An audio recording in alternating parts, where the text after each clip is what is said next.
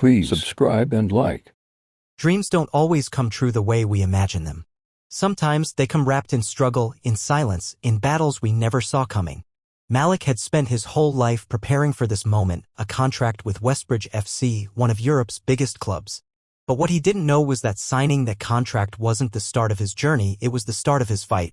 The day he arrived at Westbridge's training ground, he stepped into the locker room with his head held high, his heart pounding with excitement. But the moment he walked in, the energy in the room shifted. Conversations quieted. Eyes darted toward him, sizing him up.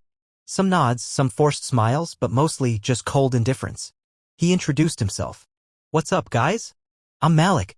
Excited to be here." A few murmured back, but most just went back to whatever they were doing as if he hadn't said a word. He didn't need anyone to roll out a red carpet, but he also didn't expect to feel like a stranger in his own team. And then there was Coach Reynolds. A man with decades of experience, a reputation for being tough, strict, and resistant to change. He shook Malik's hand, firm but brief, before turning to the rest of the team. "All right, boys. Let's get to work." That was it. No welcome speech. No acknowledgement of his arrival. Just a signal to get moving. Malik brushed it off. Maybe that was just the coach's style. Maybe he had to prove himself first. And so he did what he knew best. He worked. Training began, and Malik gave everything. Every sprint, every pass, every shot perfect. He weaved past defenders like they weren't even there, struck the ball cleanly into the top corner, left even the starters struggling to keep up. But something felt off. After one particular play where Malik danced past 3 defenders and chipped the keeper, a few teammates exchanged glances. Not the impressed kind. The annoyed kind. One of them, Liam, the team's star forward, scoffed. "Relax, man. It's just training." Malik smirked. "Yeah, but isn't the point to be ready for the real thing?" Liam didn't respond, but his expression said enough. And Malik could feel it, his talent wasn't being celebrated. It was being tolerated. After training, Coach Reynolds read out the squad list for their first match of the season. Malik leaned in, waiting for his name. The starters were called. Then the substitutes. And then, nothing. His name never came. Malik blinked. Maybe he misheard. Maybe it was a mistake. But then he looked around and saw the way some of his teammates avoided his gaze. No mistake. No mishearing. He was left out. Completely. Later, he pulled Coach Reynolds aside. "Coach, I've been training hard. I just want to know what I need to do to get my chance." Reynolds barely looked at him. "Keep working, kid. Your time will come." A simple answer. But Malik knew the truth. He wasn't just fighting for a spot on the team. He was fighting something much bigger. Some battles aren't fought in the open. They don't come with whistles, crowds, or trophies. They happen in silence, in training grounds, in moments where no one is watching. Malik was in that kind of battle. Left out of the squad for the first match. Then the second. Then the third. But if they thought he'd break, they didn't know him well enough. Day after day, Malik showed up to training like a man on a mission. He ran harder. Moved faster. Struck the ball cleaner. He embarrassed defenders, leaving them spinning. Scored goals that had even the assistant coach shaking his head in disbelief. And yet nothing changed. One morning, before training, he overheard a conversation in the locker room. Liam and a few of the others were talking, not realizing or not caring that Malik was right there. "Yeah, he's quick, but let's be real," Liam said. "Coach is never starting him. He's not exactly Westbridge material." A few chuckled. One of them whispered something, and the laughter grew louder. Malik didn't hear the words, but he heard enough. He clenched his fists but said nothing. Talking wouldn't change anything. He'd let his game do the talking. That day, training was intense. A full scrimmage, starters versus reserves. Malik was on the reserve team, of course. But he was about to make it a nightmare for the starters. The ball came to him in midfield. One touch, a sharp turn, and he was gone, sprinting past defenders like they were training cones. He nutmegged one, left another stumbling, then curled a shot past the keeper.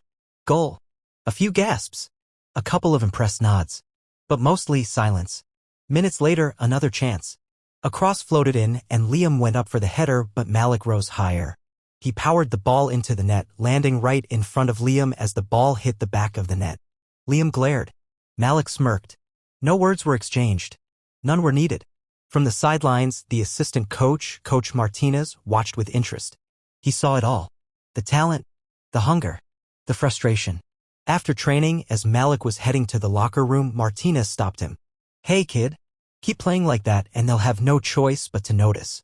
Malik sighed. Yeah, well, they're doing a pretty good job of ignoring me so far. Martinez patted his shoulder. Some doors don't open easily. You just have to keep knocking. Malik nodded, appreciating the words. But deep down, he was tired of knocking.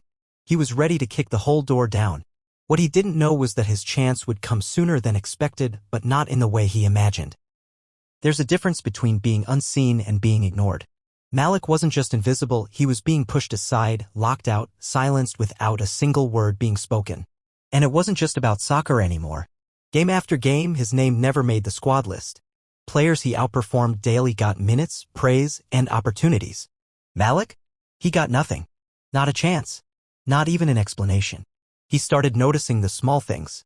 The way teammates would talk in circles, making sure he was always on the outside. The way they laughed at jokes he wasn't meant to hear. The way they'd pass the ball to each other during training, but somehow when it was him, the pass never came. It was deliberate. Subtle but deliberate. One day, after training, Malik walked into the locker room just as a few players were joking around. He heard Liam's voice, loud and clear. Man, coach should just let him run track instead. I mean, that's what they're best at, right? Laughter erupted. Not from everyone, but enough to make Malik's blood boil. He stepped forward, his voice calm but sharp. What was that? The room went quiet. Liam smirked, leaning back against his locker. Relax, man. Just a joke. Malik held his gaze. Funny. I don't remember laughing. Liam shrugged. Don't be so sensitive. It's just locker room talk. Locker room talk. That's what they always called it. The quiet digs.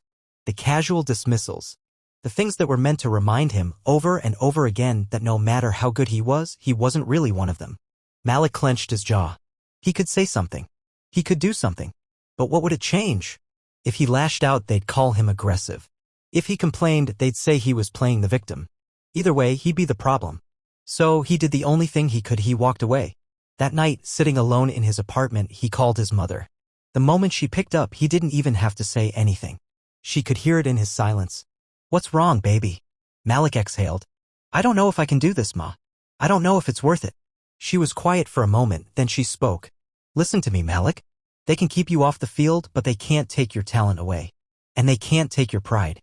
You hear me? He nodded even though she couldn't see him. Yeah. You didn't come this far just to let them win. So you keep showing up. You keep working. And when your time comes, you take it. Malik closed his eyes, letting her words sink in. She was right. They were doing everything to keep him out. But that only meant one thing. They saw him as a threat. And if that was the case, he was going to give them a damn good reason to be afraid. Because sooner or later, his moment would come. And when it did, he was going to make sure they never ignored him again. They never planned to give him a chance. Not today, not tomorrow, not ever. Malik knew that. But life has a way of forcing doors open when people try to keep them shut. The team had made it to the finals of a prestigious tournament. The stadium was set. The media was hyping it up. And the fans were expecting nothing less than victory. But there was one problem. In the last match before the final, the team had been hit with a disaster. 2 key players were injured. Liam, their star forward, was one of them. The medical report confirmed it. He wouldn't recover in time. Suddenly, the team was desperate. And desperation had a funny way of making people reconsider things they once ignored. At the next training session, Malik noticed something different. The players who had ignored him, the ones who never passed to him, were suddenly watching him closely. He saw the assistant coach, Coach Martinez, whispering to Coach Reynolds. And then, after months of silence, the coach finally spoke Malik's name. Malik, Reynolds called out, his voice gruff, unwilling. You're in the squad for the final. Malik's heart pounded, but he kept his face blank. He knew what this was. This wasn't respect. This wasn't an earned opportunity. This was necessity. And it showed. In the locker room, as the players dressed for training, one of them muttered just loud enough for Malik to hear. If we weren't short on players, you'd still be warming the bench. A few snickers followed. Malik didn't react. He just tied his laces tighter, his mind set on the bigger picture. But the real moment came during a team meeting. The squad gathered around as Coach Reynolds went over the game plan for the final. Malik sat quietly, listening. He didn't expect his name to come up much. He was right. Reynolds barely mentioned him. Every attacking strategy, every key play, none of them included Malik. And then, as if just to make sure everyone knew where Malik stood, Reynolds made it clear. Malik is on the bench. He'll only come on if absolutely necessary. Malik stared at him, his blood boiling. He wasn't surprised, but hearing it out loud so bluntly still stung. He wasn't a backup plan. He was an afterthought. A few teammates nodded approvingly. Others glanced at Malik, some with pity, some with amusement. Coach Martinez shifted in his seat, uncomfortable, but he didn't say anything. Malik could tell he wanted to, but words wouldn't change anything. And so, as the meeting ended and the team walked out, Malik stayed behind for a moment, gripping the edges of the table, steadying himself. They still didn't believe in him. They never would. But none of that mattered, because the final was coming. And if fate had finally opened a door, even by accident, he was going to kick it off its hinges. The stadium was packed. Tens of thousands of fans roared, the air electric with expectation. Cameras flashed. The world was watching. But Malik was exactly where they wanted him, on the bench. The game kicked off, and from the first whistle, it was clear things weren't going to plan. The opposing team was aggressive, pressing hard, forcing mistakes. Westbridge struggled to keep possession. Passes were sloppy, shots off target. And then disaster struck. By the 30th minute, the opposition scored. A simple move, one cross, one header, one goal. The stadium fell silent for a moment, then erupted. But it wasn't Westbridge fans cheering.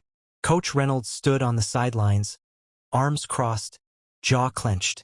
He barked instructions, growing more frustrated by the second. Halftime came. The players walked into the locker room, heads down, breathing heavy. Reynolds didn't waste time. "This is unacceptable," he shouted. "You're playing like amateurs. Where's the fight? Where's the hunger?" But he knew words wouldn't fix this. Liam, their injured star forward, sat in the corner, watching, arms folded. He wasn't playing, but his presence was still felt. And his expression said it all. They were losing, and he still didn't want Malik in that game. Reynolds exhaled sharply, looking at the team sheet, thinking, weighing his options. Then the second half started. Westbridge came out stronger, but the goal wouldn't come. Every attack was stopped, every shot blocked. The clock was ticking. The 70th minute, still 1-0. And then, the moment, an injury. One of Westbridge's wingers pulled up, grabbing his hamstring. The medical team rushed in, shook their heads. He couldn't continue. All eyes turned to the bench. Coach Reynolds looked at his substitutes. His jaw tightened. He hesitated. He didn't want to do it, but he had no choice. Slowly, unwillingly, he turned toward Malik. Malik, warm up. A few players exchanged glances. Some annoyed, some amused. Malik didn't react. He just stood up, grabbed his jersey, and started warming up. This was it. As he jogged up and down the sidelines, the assistant coach, Martinez, walked over. His voice was low but firm. "This is your moment, kid. Take it." Malik nodded, but he didn't need the reminder. He had waited for this, fought for this, and now they were giving him the chance. Not because they believed in him, but because they had no other choice. What they didn't realize was that this was the worst mistake they could have made. Because in the next few minutes, Malik wasn't just going to play. He was going to change everything. The fourth official raised the board. Malik's number lit up. It was official. He was stepping onto the field. He jogged toward the touchline, the crowd murmuring. Some clapped politely. Others barely reacted. The commentators barely mentioned his name. But on the field, his own teammates sent a different message. As Malik ran past Liam, the injured star forward smirked. "Don't mess this up." A few others gave half-hearted nods, but there was no encouragement. "No, let's go." To them, he wasn't here to save the game. He was just filling space. But what happened next would make them regret ever doubting him. From the moment he touched the ball, Malik changed everything. First, a simple pass to settle in. Then a turn quick, sharp, leaving his defender flat-footed. He took off down the wing, his speed unmatched. The crowd gasped. His teammates hesitated. They hadn't expected this. Minutes later, the ball came to him again. One defender in front of him. Malik didn't hesitate. A quick step over. A feint. A burst of acceleration. Gone. The defender was left behind, stumbling. Malik surged forward, sent in a cross, perfectly placed. The striker rose, headed the ball cleanly, goal. The stadium erupted. The team ran to celebrate, but Malik? He didn't smile. He didn't cheer. He just turned and jogged back to position. Because he wasn't done yet. Minutes later, another chance. A through ball was played into space. Malik raced past two defenders, his pace unstoppable. He reached the ball just in time, flicked it past the keeper, goal. 2-1. Westbridge was in the lead. Now suddenly everyone was looking at him differently. The same teammates who ignored him? Now they ran to hug him. The same coach who refused to play him? Now he was clapping. The fans who barely acknowledged him? Now they were chanting his name. But Malik wasn't fooled. He saw it for what it was. They didn't respect him. They respected results. And he wasn't done giving them results. With just minutes left, the opposition threw everything forward. Attack after attack. Cross after cross. The pressure was immense. Then, in stoppage time, they won a free kick just outside the box. Malik stood in the wall, heart pounding. The referee's whistle blew. The shot curled toward the top corner, unstoppable. Or at least, it should have been. But Malik didn't just stand there. He moved. In an instant, he leaped, his head meeting the ball midair. Blocked. The ball bounced loose. A counterattack was on. And Malik? He wasn't stopping. He sprinted forward, calling for it. His teammates sent a desperate clearance. Malik got there first, racing toward goal. One-on-one with the keeper. A second of silence. Then, chip, goal. Game over. 3-1, the stadium exploded. The referee blew the final whistle. It was done. Westbridge had won the trophy. But they hadn't just won because of their team. They had won because of the player they never wanted to play. And for the first time, they couldn't ignore Malik anymore. The final whistle had blown, but the echoes of Malik's performance still lingered. The stadium roared. Cameras flashed. His teammates surrounded him, cheering, patting his back as if they had always believed in him. Coach Reynolds, the same man who had ignored him for months, walked up, forcing a smile. Well done, son. But Malik saw the hesitation in his eyes. This wasn't pride. It was shock. Reynolds hadn't expected this. He had no choice but to acknowledge Malik now. As the trophy was lifted, reporters swarmed the pitch. The team captain was pulled aside for interviews. Then the striker. Then the goalkeeper. But Malik? He was still an afterthought. Until one reporter, breaking from the script, grabbed her mic and turned toward him. Malik, you came off the bench and changed the game completely. How does it feel to prove everyone wrong? A hush fell over the group. His teammates, his coach, they were listening now. Malik took a deep breath. He had waited for this moment, not just to play, but to speak. Honestly, he said, his voice steady. It feels exactly like I knew it would. The reporter tilted her head. And what do you mean by that? Malik looked around. At the faces that had ignored him, belittled him, excluded him. At the coach who kept him on the bench out of prejudice, not performance. At the players who suddenly acted like his best friends now that he had won them a trophy. He let the silence hang for a moment. Then he spoke. I didn't need to prove anything. I was always good enough. They just didn't want to see it. A few heads turned. Some teammates shifted uncomfortably. Liam, sitting off to the side, clenched his jaw. The reporter blinked. So, you feel like? I feel like I was never given a fair chance. I feel like I had to be twice as good just to get a single opportunity. And I feel like if those injuries never happened, I'd still be on the bench. That's the truth. The air grew tense. Coach Reynolds frowned, arms crossed. Some players muttered. But the fans watching? They heard him. Social media exploded. Malik's name was trending. Clips of his goals, his performance, his interview all over the internet. People weren't just talking about how he played. They were talking about why he had to wait so long to play in the first place. Later that night, in the locker room as the celebrations died down, Liam walked up to Malik. You didn't have to say all that, he muttered. Malik stared at him. You didn't have to do all that. Liam had no response. Coach Reynolds passed by, giving Malik a curt nod. You played well, he said. Malik didn't smile. I know.